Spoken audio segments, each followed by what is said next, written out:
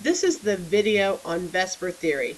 By the end of this video, you will be able to determine the shape and bond angle of a covalent molecule using VSEPR.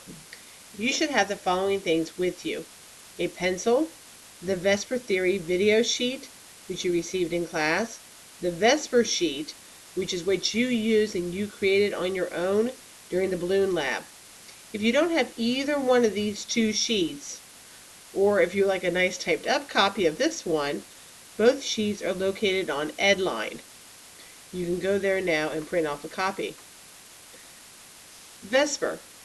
The letters VSEPR stand for valence shell electron pair repulsion theory. Let's talk about what this means. Valence shell means the outer energy level. So we are talking about the electrons on the outermost energy level. Electrons are going to be occurring in pairs, and they're going to repel each other or move away from each other. So this theory is telling us what electrons do in pairs, repelling each other in the outermost energy level. So overall, it's going to mean the electrons on the outermost energy level are going to form a shape that allows these electrons to be as far away from each other as possible. You should have your VSEPR sheet from your balloon lab. Notice that your shapes are broken into three main categories: the 2-domain category right here, the 3-domain category, and the 4. The 2-domain category means that from the center atom there is 2 regions. For the third one, from the center atom there's 3 regions. Now these regions might be atoms, or they might be unshared or unbonded electron pairs. For the 4 regions, you're going to have 4 regions, and once again, they're going to be divided amongst either atoms or unshared electron pairs. You have your 3D structure. I've included what it's going to look like with your model kit, the bond angle, and the name of the shape. Let's get started. CH4. CH4 has the center atom of C. We're going to call this center atom A. The center atom C is bonded to 4 different hydrogen atoms. We're going to call them X. So in this case, our geometric formula is AX4. That is located right down here, AX4. We can see what it looks like with the balloons, the 3D shape, the model kit. But down here we see the name of this is tetrahedral, because it has 4 different sides to this pyramid, and the bond angle is 109.5. So using the sheet, we can get name of the shape and the bond angle. The bond angle means from hydrogen to carbon to hydrogen. This bond angle is 109.5.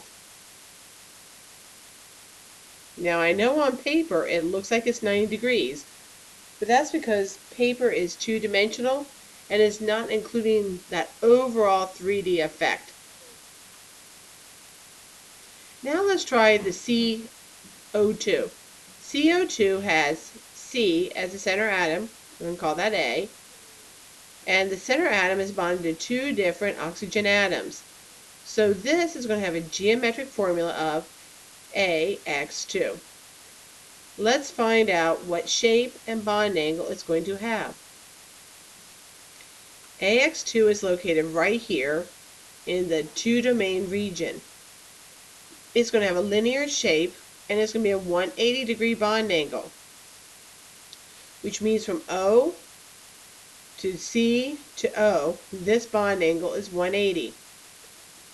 So while sometimes the Lewis structure does show you what the bond angle will actually appear to be, it doesn't always. On CH4 it did not, and on CO2 it did. Because once again, you want to keep in mind, what does it look like 3D?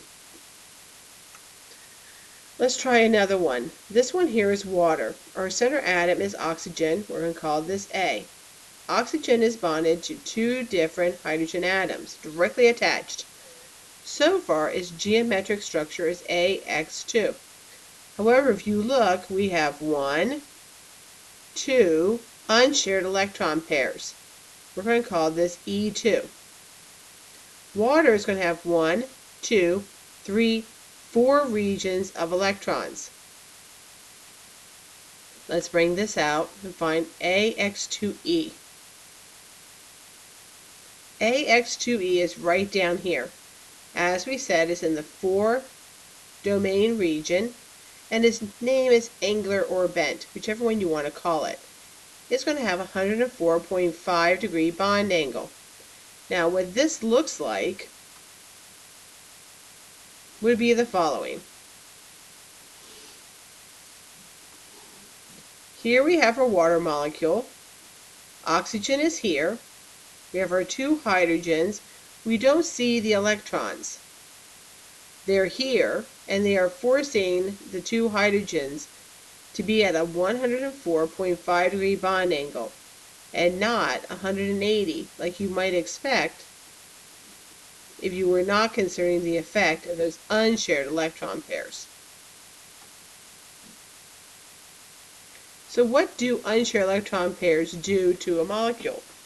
What happens is the unshared electron pairs take up space. I'm going to draw these in. They do take up space, and they are another domain.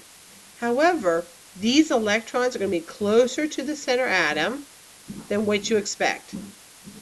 Because instead of having the orbital from the oxygen and the hydrogen to overlap and to share, it only has this one orbital here or this one orbital here. As a result, these electrons are going to repel electrons a little more that are in the bonds. So they're repelling away from these bonds down here. This makes this bond angle a little smaller than what you expect. If you remember, CH4 had a 109.5 degree bond angle. It also had 4 domains. This has 4 domains, but electrons that are not being bonded at the time are going to end up taking a little bit more space. They're going to do a little bit more repelling. And it's going to make this bond angle about 2 to 3 degrees smaller per unshared electron pair than what you expect. So how is this going to look on your shape sheet? Right here, we have the 3-domain region. 3 domains in general is 120 degrees, but when we put in this unshared electron pair, it's going to be about 2 to 3 degrees less. And as you can see from here down to here, that's a drop of about 3 degrees. Now let's take a look at the 4-domain regions. 4 domains, all atoms, is 109.5. When we throw in an unshared electron pair, and it's about 2 to 3 degrees less, we come from 109.5 down to 107. If we throw in another bond angle, another unshared electron pair, we're going to decrease by another 2 to 3 degrees. So going from here to here is a drop of about 4 to 6 degrees.